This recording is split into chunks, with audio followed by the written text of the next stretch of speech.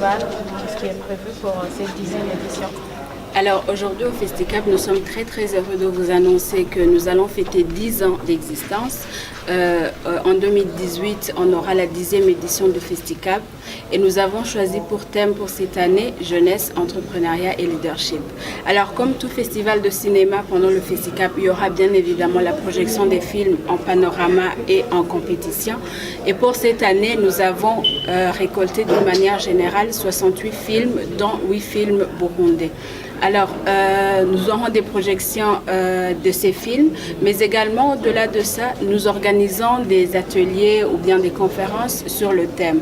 Et comme je le disais, le thème de cette année, c'est jeunesse, entrepreneuriat et leadership. Nous avons constaté que beaucoup de jeunes finissent leurs études, mais n'arrivent pas à trouver du travail. Nous aimerions alors inciter ces jeunes et leur dire qu'ils sont capables de créer leur propre emploi. Nous avons déjà des exemples de jeunes qui émergent dans différents secteurs ici au Burundi et qui ont commencé par leurs propres fonds. Et nous pouvons voir qu'ils y arrivent. Alors pour cette année, nous voulons d'abord promouvoir ces jeunes qui ont commencé à faire quelque chose et montrer ces jeunes comme un exemple à tous ces jeunes qui ont peur aujourd'hui de commencer. Mais vous êtes à la 10e édition du Festicap, 10 ans, ce n'est pas rien. Quel a été l'apport de ce festival dans le domaine cinématographique? Alors au niveau du cinéma, le Festicap peut se réjouir parce que nous avons gagné en production cinématographique ici au Burundi. Et pour tout pays, avoir beaucoup de films produits, c'est déjà une bonne chose. Alors depuis 2009, en 2009, lors de la première édition pendant le Festicap, on a beaucoup plus projeté les films, les clips vidéo, les clips musicaux. Alors, mais au fur et à mesure, on a constaté qu'il y avait beaucoup de jeunes qui commençaient à produire et faire des films parce qu'ils savaient que le Festicap allait diffuser ces films, parce qu'ils savaient qu'ils allaient compétir avec d'autres films burundais ou internationaux. Alors, notre gain le plus important, c'est qu'il y a eu encore plus de production. Et nous voulons arriver à ce que le réalisateur puisse vivre en fait de son œuvre. Et nous espérons qu'avec les éditions qui vont suivre, on va arriver à ce challenge. Oui. Nous trouvons que les femmes ne sont pas souvent privilégiées dans différents domaines.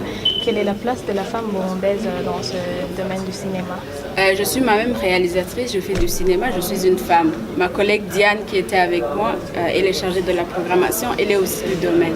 Nous sommes déjà des exemples vivants que le cinéma burundais n'a pas un privilège, ne privilégie pas les hommes par rapport aux femmes et tout ça.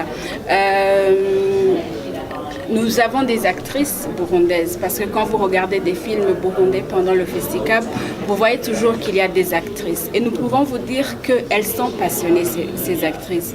Quand elles osent venir dans ce domaine, elles viennent avec passion. Elles aiment ça. Et parfois même, elles peuvent travailler gratuitement. Parce que tous ces jeunes qui font des films sur leur propre fonds, parfois ils demandent aux acteurs s'ils peuvent travailler gratuitement.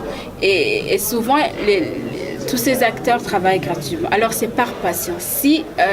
Nous, ce qu'on pourrait faire maintenant, c'est encourager toutes ces personnes justement qui ont cette passion d'avancer vers ceux qui sont dans le domaine pour qu'ils puissent déjà commencer parce qu'ils ont vraiment du travail, parce qu'il y a tellement d'histoires encore à raconter sur le Burundi. Mais y aurait-il des inconvénients auxquels vous avez fait face durant ce parcours?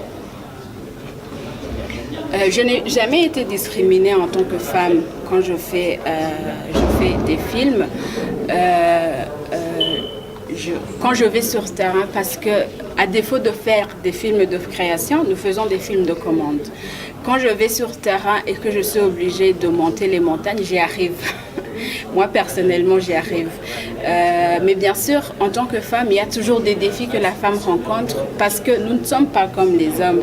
Mais nous pouvons faire, morphologiquement, nous ne sommes pas conçus comme les hommes. Mais nous pouvons faire tout ce que les hommes peuvent faire. Ça, on en est convaincu. Au niveau général, mis à part la femme, y aurait-il des inconvénients que le Festicap aurait à faire face? J'ai pas compris votre question.